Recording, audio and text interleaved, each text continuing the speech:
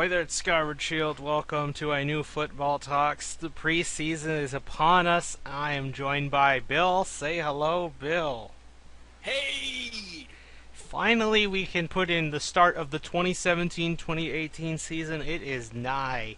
But here's how we're going to break this down. As you know, the eventual predictions for each of our team's scores or schedules will come in the next two parts. This is to talk about the recent news that has come by, including stuff like some injuries, a holdout, retirement, and a situation involving a quarterback. We probably should have been preparing for that. Some Oh bold yeah. predictions, and of course predictions for the seeding order for both the NFC and the AFC. So let's just jump right into the news. First up on the list is an injury, a very dangerous injury because Will Fuller broke his collarbone in the middle of practice trying to catch a high an air ball, and he landed on his clavicle. So at first it looked like he was going to be out indefinitely for the whole season, but after the surgery's done, he will be out for 2 to 3 months. So we probably won't see him until maybe October to November. He won't be showing up until most likely Watson starting at quarterback. Right. And those sort of injuries, they do tend to take longer. I'm pretty sure Matt Stafford had a similar type injury, and he was supposed to come back, and he never came back because the Lions just held him out of the season. And that's it's a dangerous injury in terms you just never know how it's going to heal. Yep, it happened in the preseason though, so he has a chance to return. Whereas this happened week one, you probably wouldn't see him for the rest of the year. Right. So, I would agree. we're probably going to see him guaranteed after the bye week. It's probably sometime around Thanksgiving, I would say.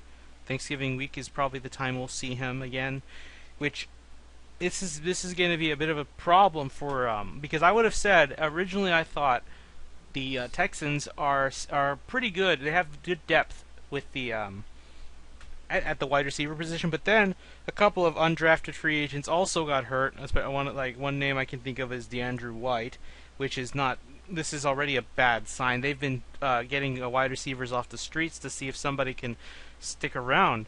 Which, aside from Hopkins, I would say you have Braxton Miller and Jalen Strong. Remember, Keith Mumphrey got cut from the team whenever they were with those sexual assault allegations from his college and being banned from said college. So now they are all of a sudden thin, minus DeAndre Hopkins, which he's been healthy, but if he's out, that the wide receiver core has become a huge liability at that point. Jalen Strong and Braxton Miller have to step up. Jalen Strong this is going to be his third year, and he has to finally make a move. He has to get better. I know he got injured last year, and he's back. He's healthy, but he needs to start making plays, as is the case with second-year Braxton Miller. Right. And Braxton Miller has a lot of talent to go along with that. He's going to explode at some point. This could be the season where he takes the job and becomes a true. The Houston Texans could become a three wide receiver threat down the road. Yep, and tight ends were their main source of points. Basically, that's pretty much how they were scoring with either the running back or if they were throwing the ball, it was with Fedorowicz or Ryan Griffin. Which those Right. two look fine from what I've heard. They've been doing well in camp. The other thing to mention is that Watson has been looking really good at camp. Bill O'Brien saying that but he's doing better than any rookie quarterback he's ever taught, which is promising. But I don't expect him to start, even with that in mind. Especially with Hopkins, this is surprising. Some people think Hopkins is crazy for saying this, but he says that Savage should start right now, which I am not inclined to disagree. Now, I want Watson, but I don't think that's what's the best situation because Savage has been overdue for so long, and I Right. think and Hopkins has. He even pointed it out. He pointed out for the first 4 years of my career, I've had the most quarterbacks to play with, 10 of them. I think I could at least say who I think is more worthy than other people can say. which I Right. don't want to disagree with him. Savage has been overdue, and here's the thing. I'm going to pose a what-if scenario, Bill. Basically, I want to try and predict how the pundits would react before, if it happens. I'm not saying it will, I'm just going to say if. Now, play along with me, Bill. If Savage became good to be not, I'm not going to say legendary franchise quarterback like Tom Brady, just good. Let's set the bar at, say, Joe Flacco.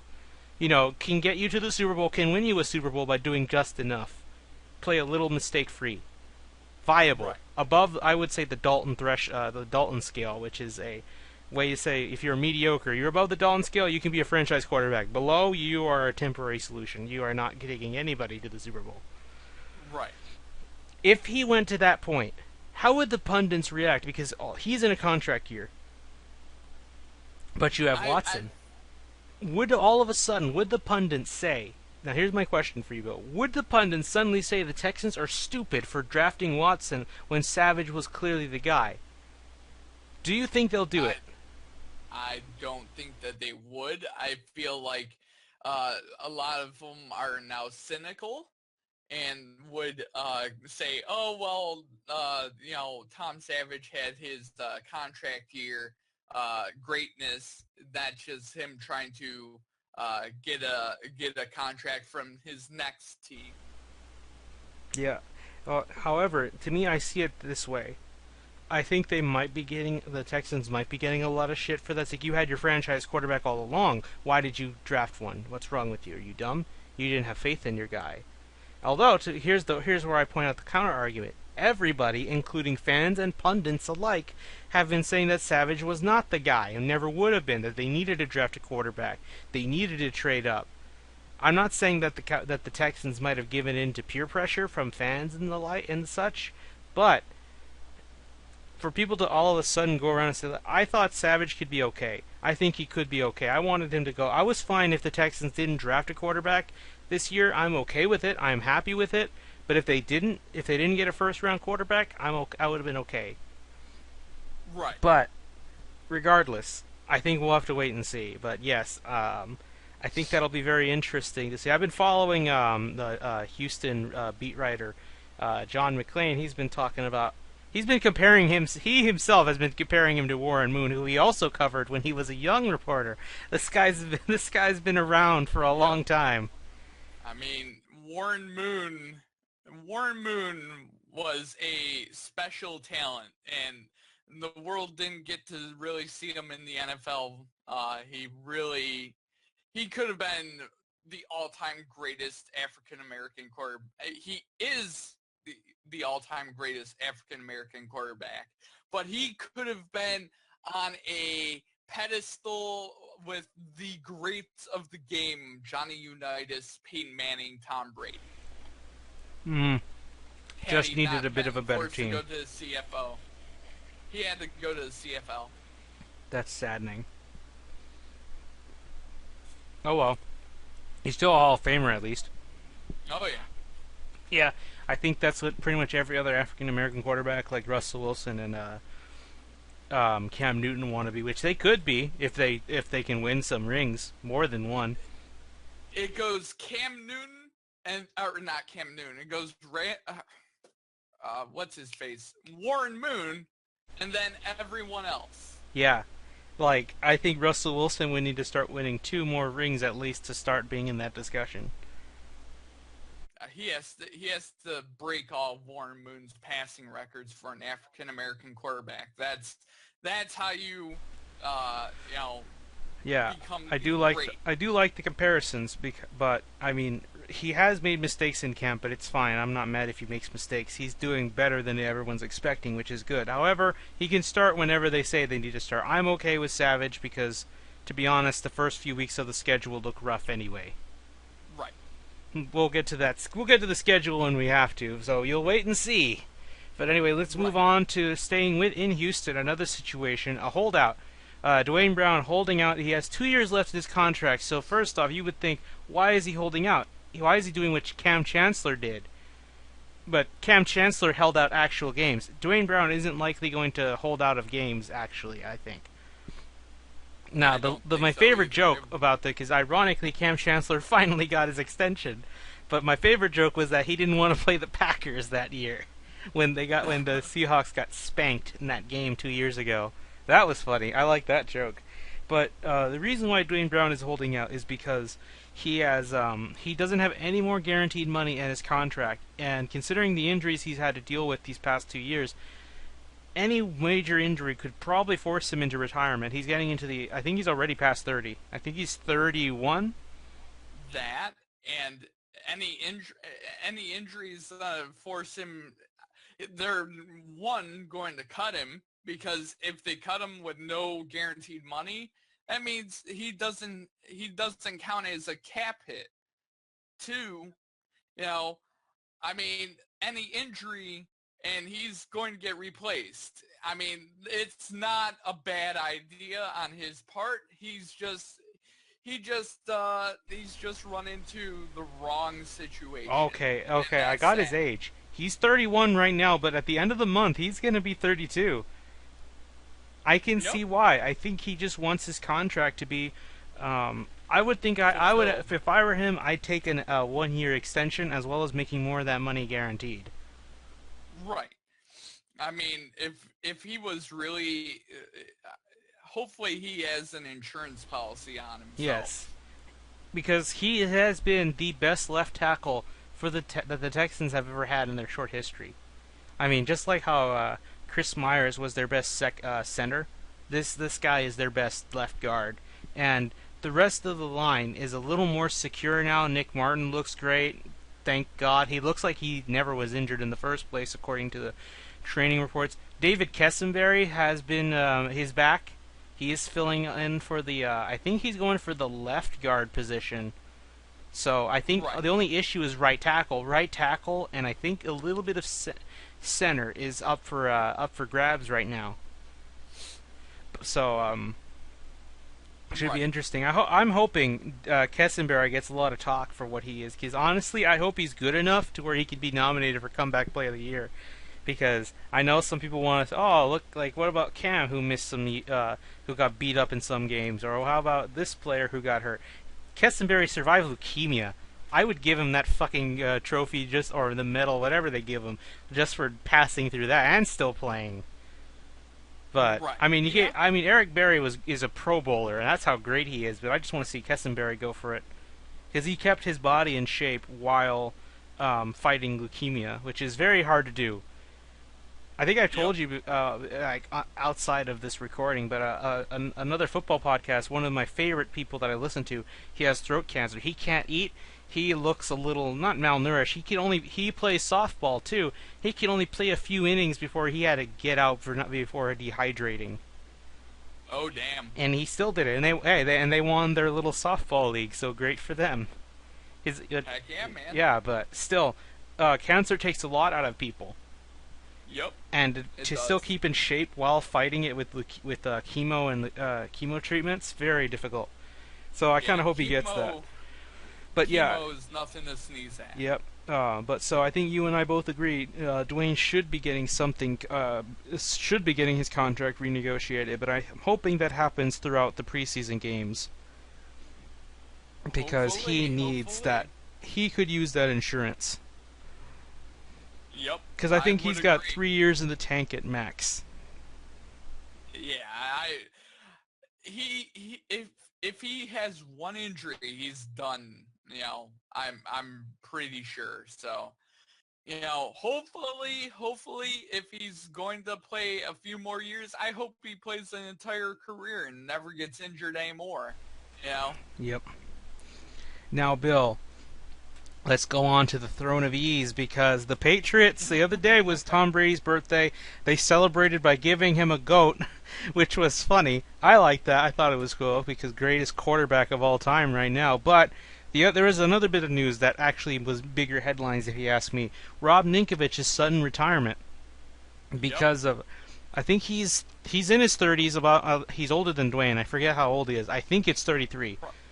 But for a guy who's been a Pro Bowler type of player, but quite the unsung hero of that defense, the man, whenever I heard his name when he gets a sack or something, he has been a solid producer all of his career. And so many of his teammates actually went to see his retirement press conference, and it was actually really cool. Even Belichick was sitting right there in front of him, saying that he was one of the most selfless guys he has ever coached. Yeah, I mean, and the other thing is he had great instincts at playing his position. He was always in the right position at the right time, making plays. And that's the sort of stuff you just can't measure as well. Yep. And that is also And he was why drafted by Belichick the had him. Saints, and they cut him. They cut him early in his rookie contract, and he got And picked up by the Patriots. yep. It shows you And the Patriots can take anyone's talent and make it better. And the other thing is Belichick and Kraft and that whole organization can can see can see talent and can utilize talent in a way un, un, unlike any other team in the league. Yeah, they bend for. I think the best way to put it is that they bend for their players, but not break their whole system for it. Whereas some teams are like, you have to follow our system or you don't fit at all. Right, which is idiotic if you ask me. Yeah, You know, I prefer the old bend no break system. But anyway, right. Bill, on that word of retirement, I would like to nominate this guy for the Football Talks Hall of Fame. Do you have any I complaints about that? I do not have any complaints. All right, No. in he goes. But Bill, if I recall, you have something you would like to put out there. I will let you have the Well, floor for this one. Explain well, explain the context before we get into the question you the wish to con- propose. the context of the situation is this: is that Calvin Johnson in I think Turkey or some foreign country, he was talking to reporters about you know playing for the Detroit Lions, and he went on and bashed the Lions, said we'll never win in Detroit, etc., etc., and that he wasn't going to continue to put his body on the bitch, and you're Hey, in the Bill, city of Detroit. you cut out. You like my internet dropped for about a minute, so I'm gonna have to ask you to start over again. I'm sorry about that, man. Okay. Basically, Calvin Johnson was in Turkey and talking some smack about the Lions and how that the Lions were never going to go anywhere and that we are going to be mediocre all the time, blah, blah, blah, that he wasn't going to go to a Super Bowl and he wasn't going to put his body on the line to not go to the playoffs and not go to the Super Bowl. Whine, whine, whine, bitch, bitch, bitch, and that he would love to go play for the Oakland Raiders, but the Lions won't release him from his contract, and whine, whine, whine, you know, and that did not sit well with the fans here in Detroit. Well, for some, they're like, oh yeah, well, the Lions are always bad, blah, blah, blah. And I just have a counter to fellow fans in Detroit that uh, uh, were agreeing with Kelvin. With Kelvin Johnson, we did not go to the playoffs. We were a mediocre team. The media consistently said, "Oh, why isn't Matthew Stafford throwing to Kelvin Johnson?" The minute we got rid of Kelvin Johnson, you would have assumed that the Lions offense would have been much worse, that Matthew Stafford's numbers would have went down, etc., etc. The team would have been a 4-12 team last year. Without Kelvin Johnson on the Detroit Lions, the offense was better. Stafford's numbers went up. His completion percentage was the highest it's ever been in his career, and he had the best TD to interception ratio he's ever had in his career. So here's my thing. Calvin Johnson is a hindrance to the Detroit Lions, and to be fair, I'm glad he's gone.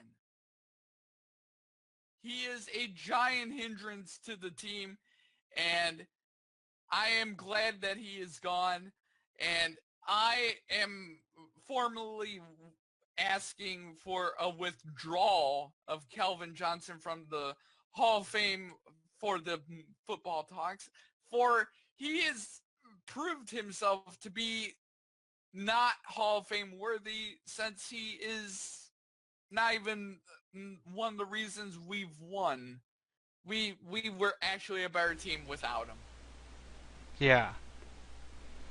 I was going to say, all right, Bill.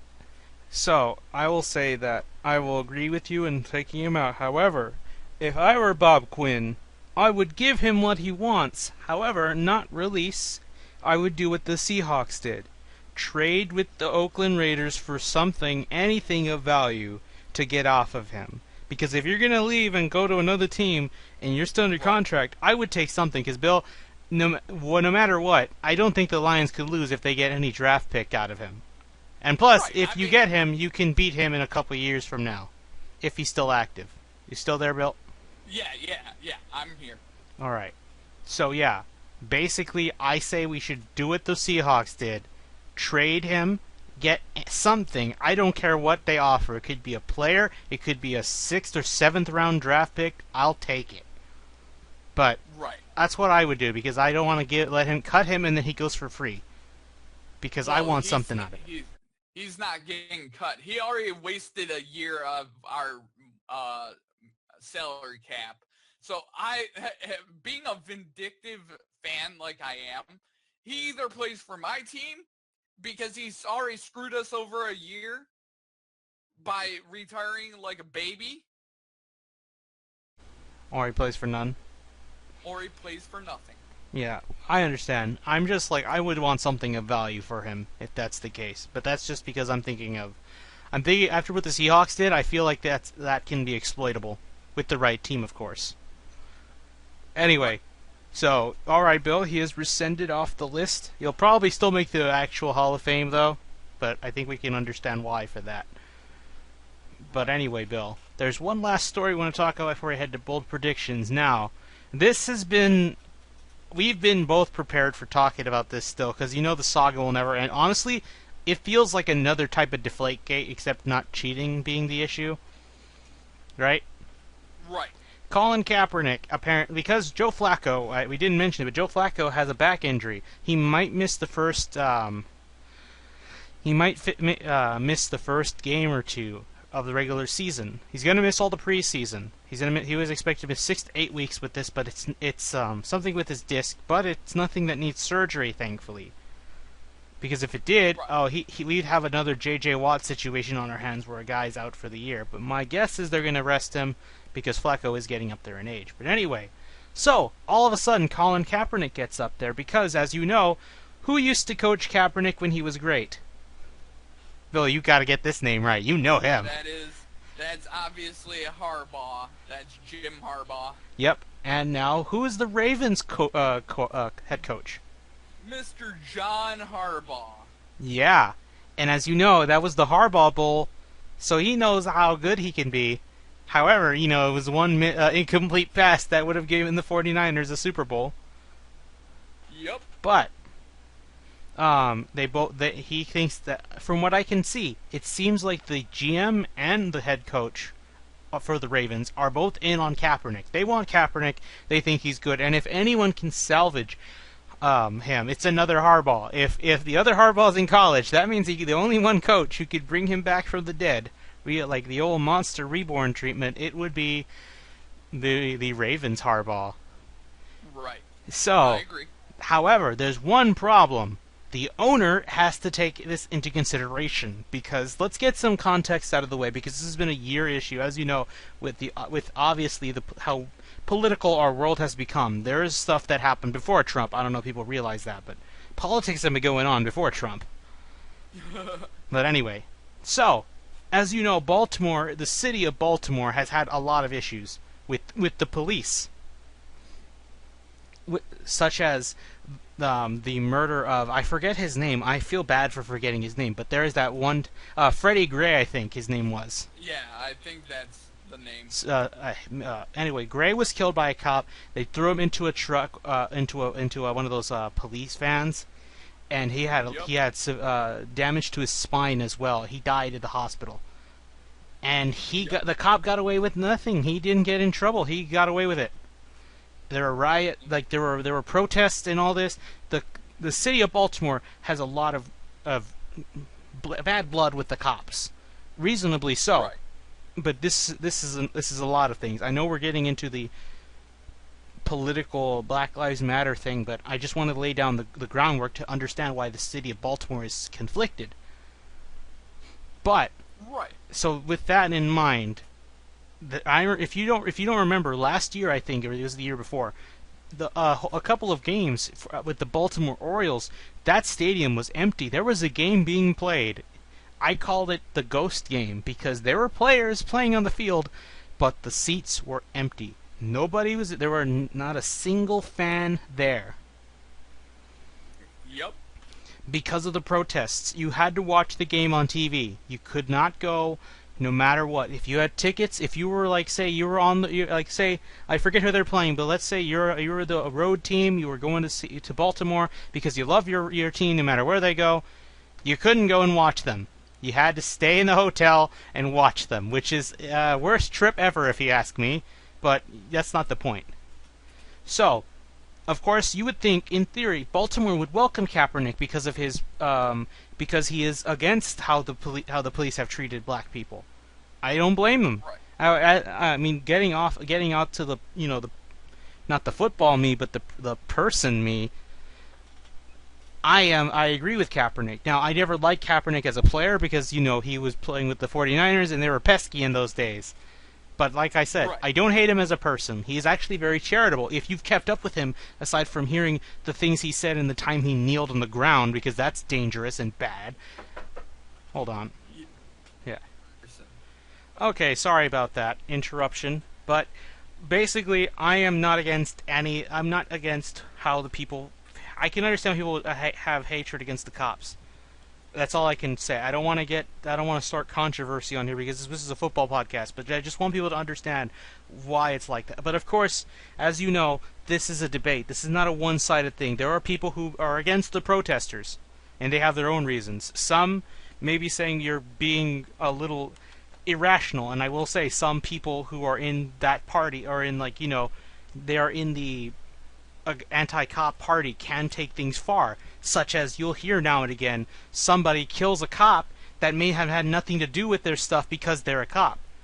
But I will say, to be fair, there are crazies no matter where you go, on any side of the fence. There are crazy people in everything. Yes. And you should not let one person represent the majority. But there are people who are against Kaepernick because of the fact, not because he might be called a bad player, but because of the fact he took a knee, which is supposedly unpatriotic. I think I think this all stemmed from a issue that was completely taken out of context, and we're missing the point. They turned I think the public and sports media, which I think all of us have a part of the blame in this, is that they took an issue that was meant to say, hey, we need to, care for everybody here, and turned it to, oh, you're anti-American. What's wrong with you? Right. You turned a race issue into a patriotism issue, which that wasn't a problem. It's like if I turned, how do I put it? It's like if I turned the solar eclipse, which is coming through America, not in a few days or a couple weeks, into a political issue. Oh wait, guess what? A company already did that.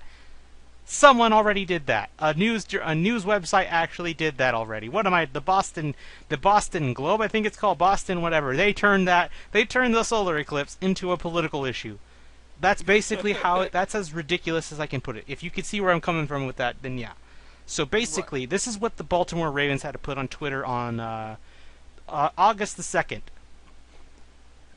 It says, we are going through a process, and we have not made a decision. Steve I don't know how to say his last name. Bisciotti? I don't know.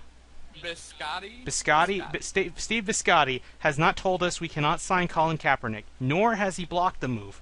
Whoever is making those claims is wrong. This comes from the general manager, Ozzie Newsome. Which, if you have to do that, something is going on. And the real reason is that they're trying to determine, based on if the sponsors are okay with this, as well as the local fans. Now, you can't ask fans who live in, say, Arkansas, what do you think about the signing of Kaepernick? Because chances are they're not going to go watch the game. And they're not going to care because they're more interested in probably the Cowboys or Tennessee Titans or No, I'm else. saying that as a more so, you have fans in every state. Oh, yeah. Let's say I move to Michigan. I'll still like the Texans no matter where I go. Right. I'm just, Exactly. in Michigan instead. Right. That's what I mean. I would think the fans of Baltimore would be fine with this, considering, what has happened. But, there are those people who will defend the cops to no end. Which, if you want to, go ahead. That's your right. You can do it, but, you shouldn't. I don't like this idea of a man being signed. The fate of a man being signed is because of this. And here's the big problem. Mallett is their backup right now. He threw 5 interceptions in a single practice, and one of them was a pick 6. Oh, man. And apparently, 2 of them could have also been interceptions, but the players dropped them. Oh, damn. If you're talking about, I know it's training camp, so it shouldn't be that bad, but the fact that it's happening in training camp with half the team isn't really trying their best. The only ones that are fully trying are those that are on the outside looking in to try and get a spot on the 53-man roster. Right. That's bad. Yep. Here's the sad thing. Ray Lewis, the great defensive back for the Ravens. The linebacker. He's linebacker. Sorry, the great linebacker for the Ravens is telling Kaepernick to stay quiet about his social activism. Like I said, I know not a lot of people know that Kaepernick's a surprisingly charitable person. A couple weeks ago, he was actually helping some children helping at some children's youth centers or whatever. I forget what they're called. Anyway, as you know, for me, I'm like, if you're supposedly for social activism and change, what have you done besides yelling at with a keyboard? Do you go out of your way and do that? I understand that Kaepernick's rich and he can do it, but you can still do it. Go to a food bank or something. Even I've done that. I find it comedic that Ray Lewis said that. The same guy that was in a nightclub and was privy to a murder. Oh, yeah. He has a no position. My favorite tweet is, I got it for you. From Iron Ghazi. Kaepernick, I think police shouldn't murder black people. Lewis is covered in stab victims' blood. Have some class. Right. But, it's pathetic. Ray Lewis. Let's just not bring up your past or anything. Mm-hmm. Good Lord. Before we move on, there is one little thing. Something happened the other day, or I think it was yesterday. Richard Sherman was asked to comment on this. Now, Sherman has had a rivalry against Kaepernick, obviously, him being a 49er and Sherman being a Seahawk. However, while he may give him shit when they're playing the game, outside of the game, Sherman is a loud, outspoken guy. But when he's, outside of football, he is surprisingly, I'm not sounding so rude, but he is surprisingly a very much intelligent person and really can hit home on certain points. I can talk to Sherman about non-football things, and I can get a good conversation out of him. So basically, he was asked about it, and I will just quote what he said. The funny thing about it, and when you're not being blackballed, you don't have to say he's not being blackballed. When football's a safe game, you don't have to say football's a safe game. It seems like commissioner always has things to justify. And then somebody was talking about another reporter was giving some sass about how Kaepernick always speaks his mind, and Sherman says, "What is it about? It's not about football or color. It's about boy, stay on your plate." He played in Chip Kelly's system last year and went 16-4. TD interception ratio on a bad team. He played well because he's a good football player. He may not be the best, but he's better than a lot of dudes starting. Not a lot of guys are willing to step out there, so the guys not speaking up for him are doing him a disservice. There should be a lot more guys saying something. Most guys are like, I don't want my job to end up the same way. I think it shows the racial divide in the league. Oh no, then Michael Bennett actually chimed in a bit, saying that it shows a bit of racial divide in the league. However, my favorite thing came when Sherman said this. For you to say you had to check your sponsors and fans because this guy took a knee and made a statement. Now, if you told me this guy threw 8 pick sixes last year and played like a bum, had no talent, that's one thing. But Ryan Fitzpatrick, Ryan Mallett, and whoever is playing for the Jets right now, whoever is starting for the Jets is terrible, have jobs. You're telling me fans would rather you lose and put a worse player out there because a guy took a stand? That's where it's so troublesome to me. Blake Bortles has shown you enough to where you think you don't think Cap would be a solid fit. Cap has won some games. We've been rivals, but it goes beyond football. On the field, I'm an adversary. Off the field, we're cool, cordial. You just don't ever want something like this to happen to anybody. It's unfair. He's out there sacrificing for more people than himself. I give Sherman props. Also, a bit of Bennett was in there as well. I am shocked.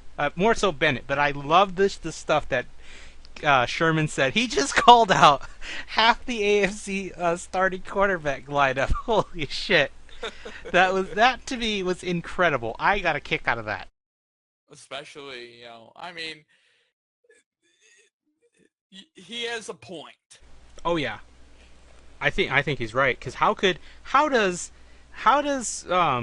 McCown or Christian Hackenberg for the Jets have a starting job, shot at a starting job? Blake Bortles, who has been mechanically flawed all this time in the league, still has a job, which ironically, that's going to be relevant for later. And how does Ryan Mallett have the starting job right now? It doesn't make any sense. Right. I agree. Basically, I may hate Kaepernick as a player, but he's a good guy. Because, like I said, let me ask you this, for you keyboard warriors out there. What have you done, aside from talking on the internet about this stuff? Have you gone out to do charitable things, like either actually donate, or have you gone out to, say, a food bank, or a women's shelter, stuff like that, help children out? Have you done stuff like that? A lot of players do that all the time. Most of them do that, and right. Of course he can. He has the money, which you can say he has the money. I don't. I have to worry. I have things to do. Okay, then, well, what do you do when you have free time, like spending hours on the keyboard telling everyone that they're terrible? You could spend an hour at the food bank. Even I've gone to the food bank and done work there. I had to do it for over a month, and I didn't regret a goddamn thing. I met some nice people there. I was actually tempted to start working there. But too bad they weren't hiring. They did not want anybody else aside from volunteers, which sucked. But oh well, I'd still want to go back. In fact, I hope I can go back later this year. But we'll see. Right, nice. But anyway, I just want to leave it on that note. I wanted to leave on the note Sherman left because it is that last part especially, that is what stuck out in my mind. But anyway, let's move on from the news. We spent a lot more on the news, but let's move on to bold predictions. So Bill, you and I have written down a list of bold predictions for the year. Some will probably happen, most of them will not, but who knows? Let's see. We're throwing stuff out at the window. Let's see what sticks. All right. So my first bold prediction is that the New York Jets are going 0-16 this year. You always have to pick one. I have to pick one, and I can't think of a worse team than this team right here. What about the Browns, Bill? I'm going to set the over/under to three wins. What do you got? Over or under? That's a bold prediction. Yeah, but Bill, I want to know, last year was the Browns, so where do you have them going? I've set the bar at 3 wins, over, under. I can't divulge that yet. All right, man, all right. I say over. I'm just going to say over. I'm calling 5-11. Deshaun Kaiser starts at the end of the year and wins them their last games. Anyway. Right. My first one. I made this one last year, and it's got to go through this time, because last year my one for Derek Carr It should have happened, but he got injured. But Derek Carr did make the Pro Bowl. Amari Cooper didn't, but at least one of them did. So here's my second time. But it's got a little extra. First, I'll say the same thing. Jameis Winston and Mike Evans will go into their first Pro Bowl. Well, actually, Winston has technically been in one, but that's because so many players got hurt. Anyway, so they both will go to the Pro Bowl via fan votes, but the Bucs will finally make the playoffs. Where? I'll tell you later when we do the seedings. But yeah, that's my first one. Same thing as last year, but with a little twist. Oh, man. All right. My next bold prediction is Matthew Stafford is going to have 5,000 yards, 35 touchdowns, and 8 picks. He's going to have a 5,000-yard season this year, and he's going to light up the NFL. All right, man.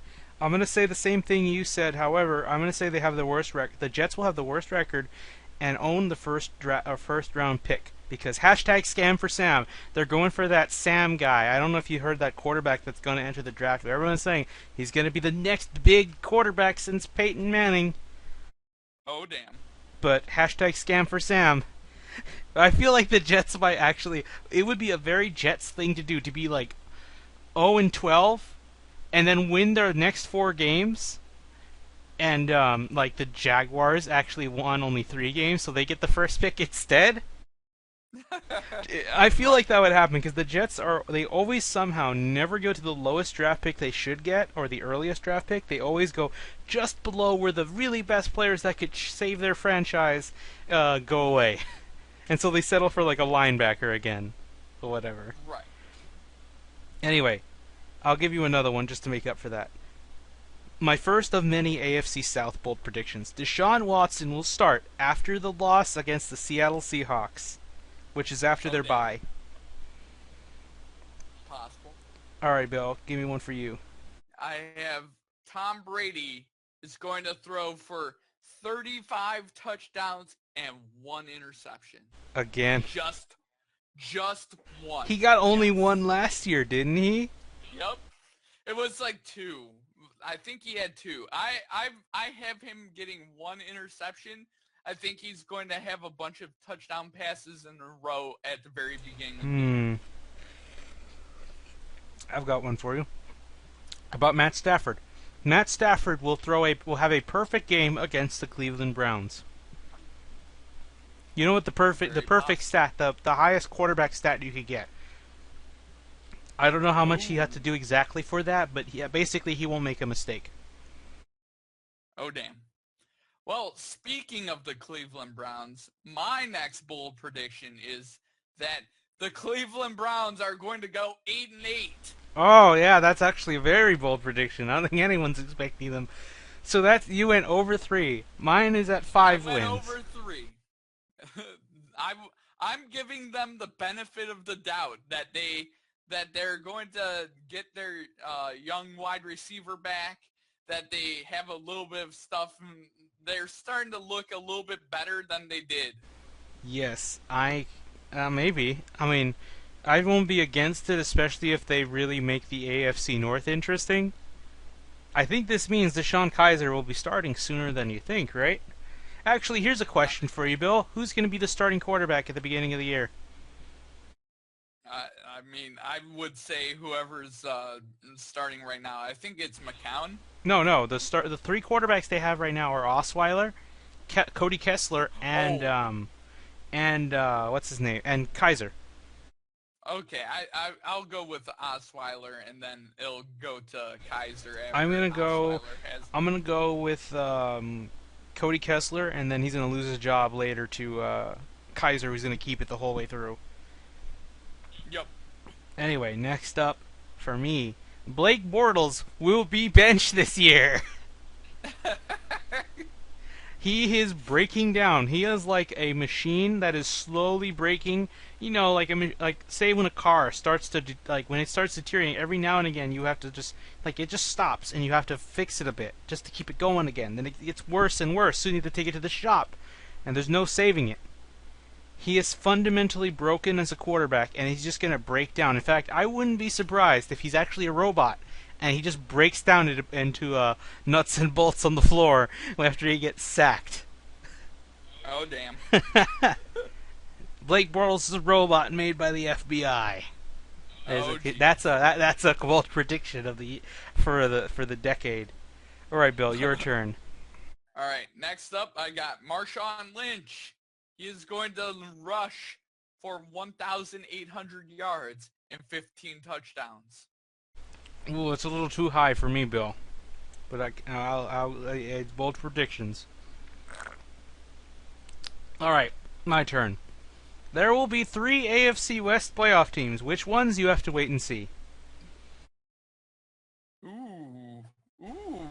They're the best division in football, Bill. If we had to rank them, I think you and I would put them easily in the top 3 or top 2.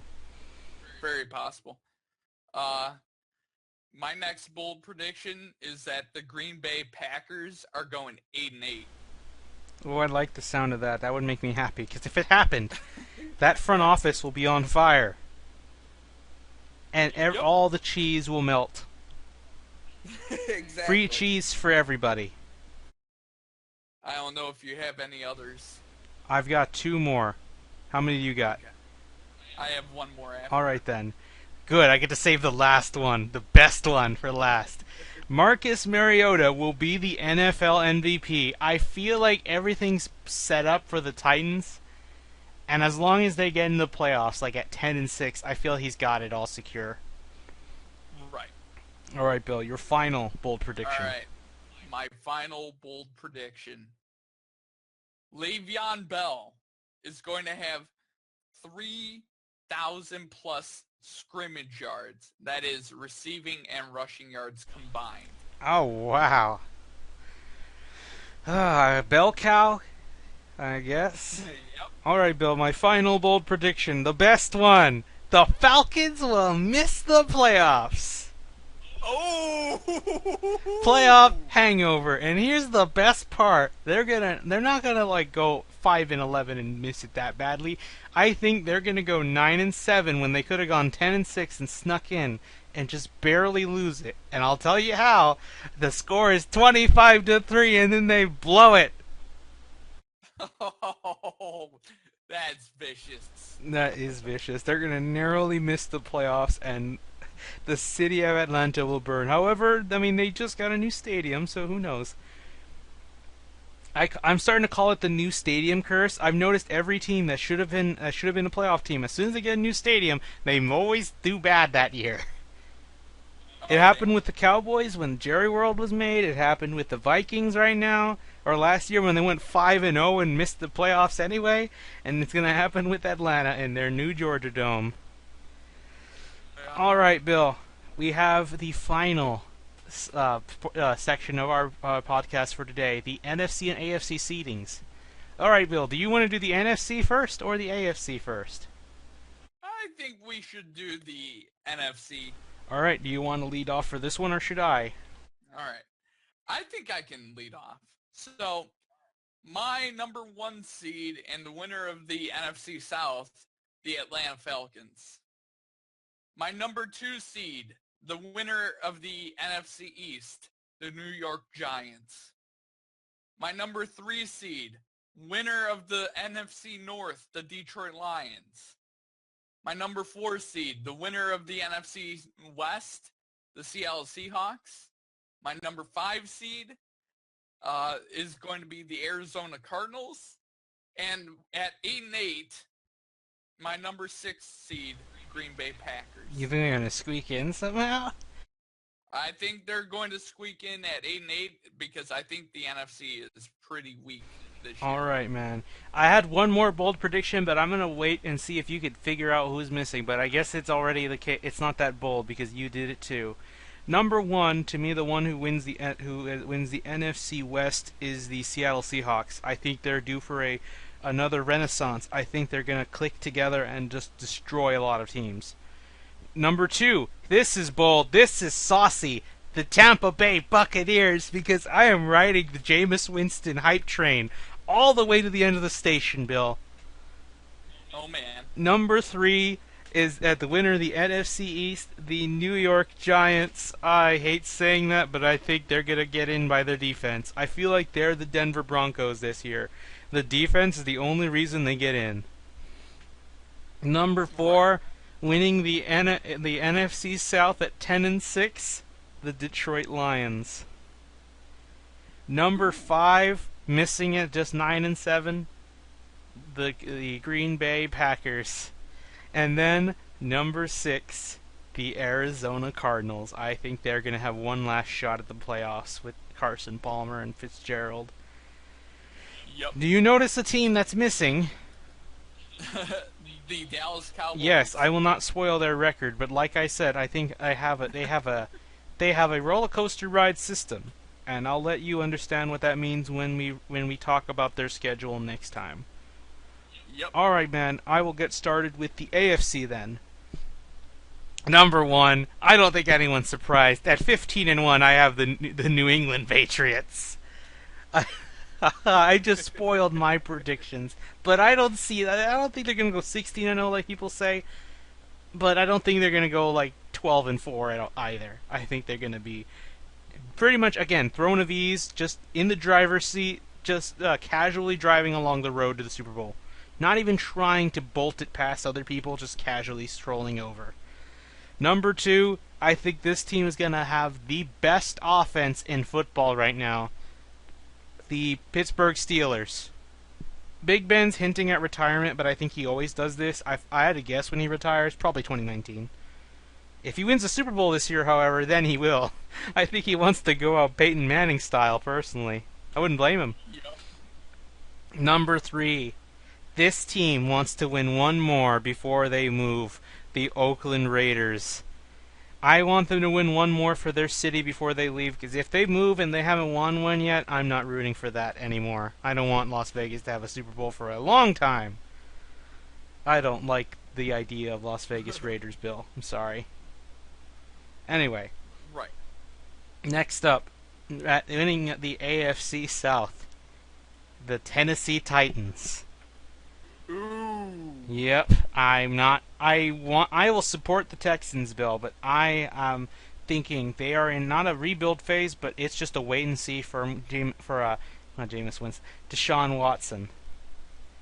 Whenever he can click things together, they can do anything. But until that time, no. It's going to be very interesting what they do this year. Anyway, number 5. The Kansas City Chiefs, I can't rule them out anymore. I can't try to eliminate them. They'll let themselves out in the playoffs, though. Number 6, the Los Angeles Chargers. I got it right this time. I didn't say San Diego like every other time, Bill. They are, even though they actually they lost their rookie wide receiver Mike Williams to an injury. He's going to be gone for a few weeks, but they are so stacked at wide receiver. They have a good running back in Melvin Gordon. They have Hunter Henry and what's his name, Antonio Gates in his final year. Yep. They are so stacked on offense, and then you have Joey Bosa on the defense. I feel like, unlike the Rams, the Chargers now look like a team that moved at, like, how do I put it? They feel like, I know it's like a little bit of a pun, but I feel like them and the Raiders right now are like the Thunder when they moved from Seattle to Oklahoma City in basketball. Whereas you typically move bad teams, you moved a good team on the rise to another city that can easily fall behind them because they're a good team. Right. Let's just say, unlike the San Diego Stadium, the LA Stadium, which only has 30,000 seats, is going to get packed quite easily. Oh yeah. Oh man, it's going to be hectic. I'll say. Should be fun, but yeah, those are my teams. What do you got, Bill? All right. So for the AFC East and my number 1 seed at 16-0. Oh Jesus Christ!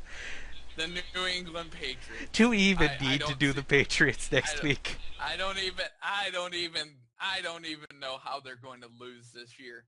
My number 2 team is the AFC North winners, the Pittsburgh Steelers. They're just a damn good offense. A damn good offense. Speaking of damn good offenses, the AFC West champion and number 3 seed, Oakland Raiders, they have a damn good running game in Marshawn. They got Derek Carr. They got freaking Amari Cooper. Oh yeah, I like their And team. a bunch of young wide receivers as well. Yep, and don't forget defense is Khalil Mack. Yep, and Khalil Mack. My 4 seed, I still have faith in the Houston Texans that they can get it done. But are they going J.J. in with Watt. Watson? They have J.J. Watt and Jadeveon Clowney. I mean, that's disruption right there. Bill, I'm going to have to stop you for 1 second because I have one more bold prediction. This will be the best Houston Texans defense in history. Ooh. With Watt, Clowney, and Merciless, that is a merciless defense. Yep. Hell, it might carry them into the playoffs. Who knows?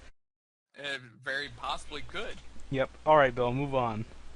All right. So my 5 seed is the Kansas City Chiefs. I mean, you just can't go against them. And my number 6 team is the Tennessee Titans. They are going to make the playoffs this year. I think they're a playoff team no matter what, but I have so much faith in the AFC West. Out of all the divisions, I feel the AFC West is my most likely to happen. Maybe I'll get the order wrong, but I feel like all 3 of those teams will make it in if they're healthy. It's just the Chargers are the wild card because everybody somehow but Phillip Rivers gets beat up. I mean, Rivers can play through with a torn ACL, unlike other players. Poor that guy. He's one of those players who clearly deserve a ring, but probably will never get one. Like Charles Barkley. Yep. But anyway, I like the order, Bill. I'm glad you have faith in the Texans because I don't. I mean, when has a rookie ever taken a team to the Super Bowl? I think it was just Dan Marino. It was probably Dan Marino. I mean, Brady was in his 2nd year, so. All right then, Bill. That's gonna do it for this one. It's a great show, Bill. Good job. Next week we're gonna cover some of the schedules, 2 of the teams. Which teams? I don't know. We'll settle that. We'll decide that later, and that should come up the week after this one. So we'll see you guys next week.